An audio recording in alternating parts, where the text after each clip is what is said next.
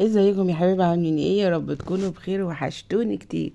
فيديو النهارده بقى بصوا كله حركه كده، حاجه كده يعني روتين فاخر من الاخر. عايزه اقول لكم انا انا كنت قايمه كسلانه اصلا. بعدين قلت بقى لا، مش هكسل بقى وكده، عايزه اتشجع ورايا حاجات كتيره قوي آه، عايزه اعملها. فيلا بينا نبدأ ونتشجع مع بعض. قلت لا، بدل ما اعملها لوحدي، انا في حاجات كتير بعملها وانا لوحدي، قلت لا بدل ما اعملها لوحدي اشارككم الحاجة دي معايا وانا بعمل كده، واقول لكم يعني اوريكم نظامي ايه والطريقة بتاعتي ايه. تمام. هنا انا ببدأ قبل ما ببدأ اي حاجة في الشقة، في الروتينات بتاعتي الخاصة يعني كل يوم ببدأ بدخلة باب الشقة اللي هي ايه باب الشقة والدخلة والجزامة والطرقة والحاجات اللي هي كده، والصالة والريسبشن والحاجات دي. تمام. بس فانا قلت بقى كده ايه، قمت انا كنت غاسله الشوزات والحاجات دي وحطها زي ما شفتوها كده في بانيو صغير كده على البلكونه، بحيث ان هي تنشف يعني. لقيتها نشفت، بس يعني في حاجات بسيطه كده ايه تتهوى، فقلت خلاص مش مشكله، انا هخش اخلص. على ما اخلص تكون اتهوت، وفتحت لها الستاره عشان تتشمس حلو وكل حاجه. بعد كده بقى ايه، امسح الجزامه بتاعتنا، علشان طبعا انتوا عارفين احنا في طينه ورمله ومش عارفه ايه، والولاد بيجي بالشوزات بتاعتهم متبهدله اليومين دول. فقلت لا، امسكها بعملها بالفرشه كده وبمسحها. تمام. وساعات بقى ايه، لو روتين عميق بقى قوي، بروح واخداها على الحمام وغسلها بقى غسيل كويس وظبط بروق عليها يعني. انما هنا هي مش محتاجه، لان انا كنت لسه عاملاها قريب. فقلت لا خلاص، خدنا بقى الحاجات الشوزات طبعا زي ما انتم شايفين كده، عدي ومعتز كانوا بيساعدوني لموا بس الشوزات عشان كانوا بيلعبوا كده. فقلت لهم لا، خدوهم اتناولوهم دخلوهم على البانيو، علشان خاطر ايه نمسحهم برضو، عشان لو حطيناهم يبقوا محطوطين نضاف. بصوا مكان الرملة بقى على الطرقة ودخلت باب الشقة. فقلت لا، انا همسك بقى الدنيا النهاردة اعملها، علشان ايه لما ادخل جوه مبقاش ورايا حاجة. زي ما بيقولوا كده، اكنس بيتك ورش يا عالم مين يخش. فقلت ايه، هبدأ كده. هما بصوا كانوا لابسين لبس بيلعبوا وكانوا مشغولين، فناولني كذا يجي يدوني ويساعد وبتاع كده يعني. هنا بقى كنت خلاص بقى مسحت الجزامة وشلت الجلدة اللي على باب الشقة، وكنست كمان تحتها، وكنست باب الشقة بره والحاجات دي، بس طبعا ما جبتلكوش ايه باب الشقة بره. بس قلت بقى اسيق الارضيه واظبط الدنيا كده. هنا الميه دي انا حاطه شويه كلوروكس الوان، وعليها شويه فينيك على ديتول كده في ازازه واحده انا حطاهم، بستخدمهم يعني ايه للارضيات.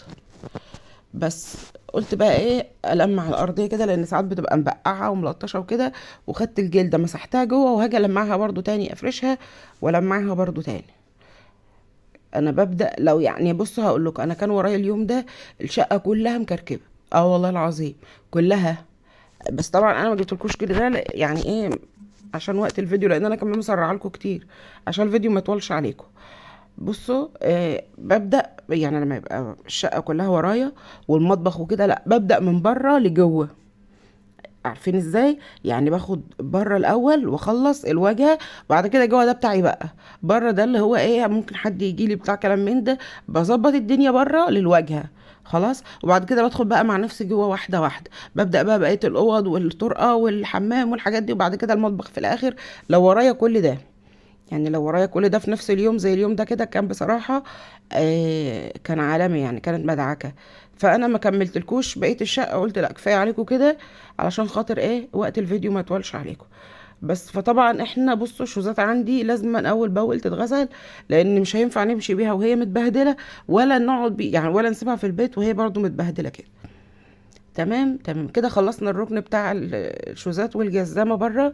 قلت بقى ادخل على الصالة وعلى الريسبشن كده. قلت ايه، اشيل الحافظات بتاعت الارضيه. كانت الشمس لسه طالعه بقى، ويعني شويه شمس بتوع الشتا دولت من نادر لما بيجوا. قلت هوي الريحه يعني الفرشه، علشان ريحتها تغير. تمام. ما يبقاش بقى رطوبه وكلام من ده والشقه مقفوله والحاجات دي. نغير بقى جو الشقه شويه والريحه والحاجات دي.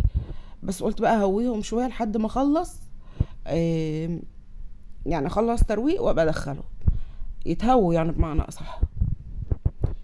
هنا بقى كنت مسحت الشباك. بصوا انا عندي الشباك ده حاجه فظيعه خالص في التراب والحاجات دي. ليه؟ انا مش على شارع عمومي كمان ولا حاجه، بس عشان خاطر انا تاني دور، والناس فوق مني كمان 8 ادوار فوق. تمام. فالناس فوق كلها بتحدف على تحت، يعني كل اللي بينفض بيعمل في البلكونه بيحدف على تحت. فيعني اعملها دلوقتي 10 دقايق كده بالظبط، 10 دقايق والاقيها متبهدله. ف ما عنديش تندة بقى ولا حاجة حامية البلكونة، يعني تنطر على بره التراب او اي حاجة. فقلت لا خلاص بقى ايه، يعني قبل ما ببدأ بمسحها وبمسح الحبال وبنفض الستارة والحاجات ديت، وبطلع الستارة بطريقة كويسة كده علشان خاطر ايه، علشان خاطر تداريني يعني لو فتحت الشباك يهوي الشقة، لاني ما عنديش تندة وما عنديش ستارة على البلكونة دي، بتبقى الشقة كلها يعتبر مكشوفة. فبطلع حتة من الستارة لبره وبتداريني برضو، وبفتح الشباك عشان يهوي، يعني بنشغل دماغنا برضو. هنا بقى ركن الترابيزه دي قلت ايه، خلاص انا هاخد حته حته. يعني انا كنت بشيل السفره والطريق والصاله دي كلها وارجع اعمل الارضيه كلها، برجع بعدين ارجع انقلها. قلت لا انا هناخدها حته حته علشان خاطر ما يبقاش ايه، اكركب الدنيا عليا اكتر. جزء جزء بلاقيني خلصت والدنيا خفيفه معايا وتمام التمام. بس كده. هنا بقى كانت السفرة برضو قلت عليها، الولاد كانوا واكلين ومذاكرين وبتاع، برضو عليها شوية حاجات كده، قلت لا نلمعها بالمرة علشان خاطر لما نعمل الأرضية يبقى دايما في التنظيفات بناخد من العالي للواطي، يعني بناخد من الأعلى من فوق لتحت. تمام. يعني بناخد الترابيزات الشبابيك الحاجات العالية. تمام. بعد كده بقى الأرضية دي في آخر حاجة. بس قلت بقى ايه، اتنشط كده بيكم وكمان تتنشطوا بيا لو شفتوا، يعني اللي هيشوف الفيديو ده ياخد حافز بقى كده، واللي وراها حاجه وكسلانه وسقعانه ودفيانه بقى ومش قادره تقومي، لا قومي اتنشطي. والله اول ما بتبقي يعني بتبقي قاعده تعبانه وكسلانه، بس اول ما بتقومي بتبداي كده تقولي بسم الله وتستغفري وبتاع، بتقومي كده تتنشطي وترمي الكسل ده من على جسمك. بتلاقي نفسك رقتي وغيرتي جو انت نفسك، يعني خدتي طاقة ايجابية ان انت نظفتي وغيرتي من مودك وغيرتي الجو النفسية اللي انت فيه. وبتقومي تتدفي كمان، ما بتبقيش يعني زي ما بتبقي قاعدة سقعانة. بس هنا انا كنت خلصت بقى، بعمل حتة حتة بسرعة وخلصت عشان خاطر كانت الدنيا بصراحة كلها ورايا، وكان عندي غسيل وشوزات وكانت مدعكة. فالحمد لله هناخدها بقى حتة حتة معاكم كده كل يوم. هنزل لكم ايه جزء من اللي انا ايه، ان شاء الله يعني من الروتينات اللي هعملها باذن الله. فقلت اخدها كده ايه، قلت اروق واخلص واسيب برضو الفرشه في البلكونه بحيث ان هي ايه، آه، تتشمس اكتر وتتهوى. بس قلت بقى هنا بقى كنت بمسح النيش برضو بحيث ان انا ايه، ابقى كده خلصت من الصاله كلها، ما اطلع لهاش تاني. يعني انا خدتها كلها من فوق لتحت، ما خليتهاش عشان خاطر ما ارجعش، ما بقاش سايبه فيها حاجه وارجع اعمل حته واسيب حته وارجع، لا قلت اخلص كل مره واحده علشان ادخل جوه مش هعرف اطلع بقى. لان لما بندخل المطبخ صراحه، احنا كعاده يعني الستات بتخش المطبخ بتغيبي، بتعملي مواعين واكل وحاجات كتيره قوي. فقلت لا انا هخلص بره، والمطبخ كده كده احنا بندخل مطبخ مش بنطلع الا بعد ساعتين مثلا 3 ولا حاجه لو ورانا حاجات كتيره يعني. فقلت اخلص بقى السجاد والارضيه والصاله كده. خلاص انا كده خلاص الصاله وخلص الطرقه، وادخل بقى على المطبخ. بص انا عندي السجاد نضيف لان انا مغطياه دلوقتي على طول، مش سايباه مكشوف، لان طبعا السجاده تقيل وفي الطرقه بره يعني في الواجهه بره، فطبعا ايه واخد البهدله بتاعت الولاد كلها من على الطريق، يعني من طريق باب الشقه وانتوا داخلين يعني. كنت مسحت بقى كنست واجهة السلم كده، مع ان انا ما بكنسوش، يعني في ناس متخصصة للسلم والحاجات دي تسيق وكنس وكلام من ده، بس انا والله عدت عليه تاني كنسته ومسحته كله لحد باب الاسانسير والسلم والحاجات دي. قلت لا يعني بحب لما بمسح باب الشقة، حتى باب الشقة لمعته وكده بره وجوه، فقلت لا اخدها بالمرة وامسحه معايا بالمرة بحيث ان انا الدخلة عندي وتبقى نظيفة بره وجوه. بس هنا بقى المشاية دي انا كنت هشيلها برضه هويها، لان ايه، معتز كان قلب عليها ازازه ميه. فقلت لا بشفطها الاول بالمكنسه بحيث ان انا لما انشرها تبقى خفيفه عليا، ما اقعدش انفض على البلكونه، يعني مش عايزه انفض على حد يعني بمعنى اصح، لان في ناس تحتي برضه. قلت لا بشفطها الاول بعد كده اشيلها انفضها اهويها وفرشه تبقى نظيفه. هنا بقى بصوا التراب ده مش من الارضيه، ده من الحيطه عامله رطوبه، وكل شويه بتنزل ايه، البياض بتاعها والاتربه، الحاجات الضعيفه الخفيفه دي اللي هي في الحيطه من تحت. تمام. فبتبهدل لي الدنيا جدا. فمش عارفه بقى اعمل لها ايه الحته دي. عايزه اشوف لها حاجه كده الزقها عليها بحيث ان هي تبطل تنزل الاتربه والحاجات دي. بس كده قلت بقى اخد الطرقه بالمره، علشان هي ايه، الداخله للاوض والداخله للصاله والولاد ما ياخدوش منها يطلعوا على بره. كده كده المطبخ ممكن اشد الباب واقفله، فمش هتفرق معايا يعني. يعني مش ممكن يعني اتحكم في ان هم ما يخشوش المطبخ، بس مش هتحكم ان هم ما يطلعوش الطرقه. هتلاقوهم دلوقتي بصوا لما بيلعبوا بياخدوا الشقه كلها جري ويستخبوا، وتلاقوا عسكر وحراميه حوالين مني كده. فقلت لا، اخلص الطرقه عشان لما ادخل على الاوض تبقى هيخشوا ويطلعوا من هنا لهنا، تبقى الدنيا نظيفه حواليهم. بس وكنت خلصت بقى ترويق كده، قلت اروق بقى عليهم، عايزين يتغدوا بقى. قلت لا، هعمل لهم صينيه القلاش ديت بس فقط لا غير، مش هعمل حاجه تانية. علشان خاطر انا لما بعملها وبعمل حاجه جنبها مش بياكلوا الحاجه اللي جنبها وبياكلوها هي، والتانية الحاجه اللي جنبها بعد كده خلاص مش بتتاكل. فقلت لا، هعملها لهم كده بطريقه ديت زي الفطيره كده، بحيث ان هي إيه هم بيحبوها، وعدي كان طالبها يعني مني. فكنت مفيش الا انا وهم في البيت، قلت لا، هعملها هي بس وخلاص. مفيش حد معانا تاني يعني ان انا اصنف اكل واشكل يعني.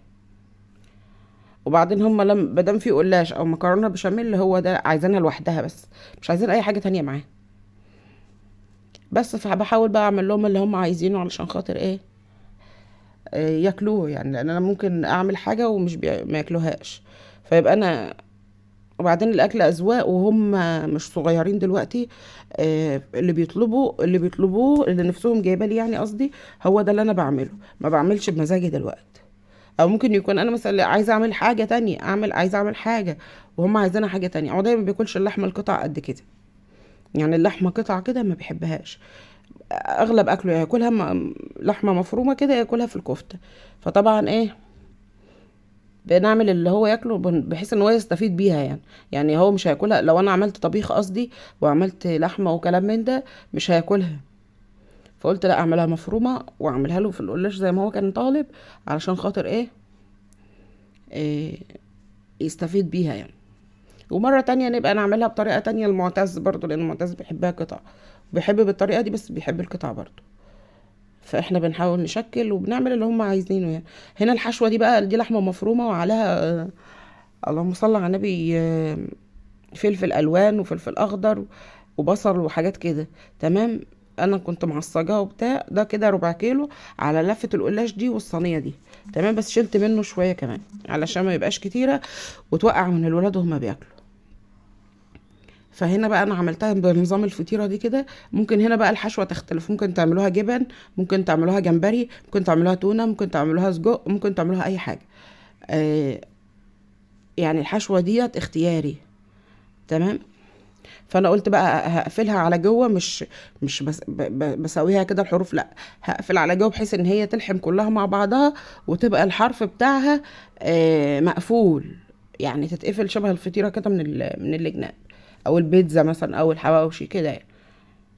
الطريقه دي بتخلي الحروف بتاعتها تقفل على بعضها، حتى لو فيها مفرفت على الوش كله بيلحم مع بعضه. البيض واللبن والطريقه دي بيخليها حاجه جميله، اللهم بارك يعني. بس وده كان يومنا النهارده والفيديو بتاعنا. يا رب الفيديو يكون عجبكم.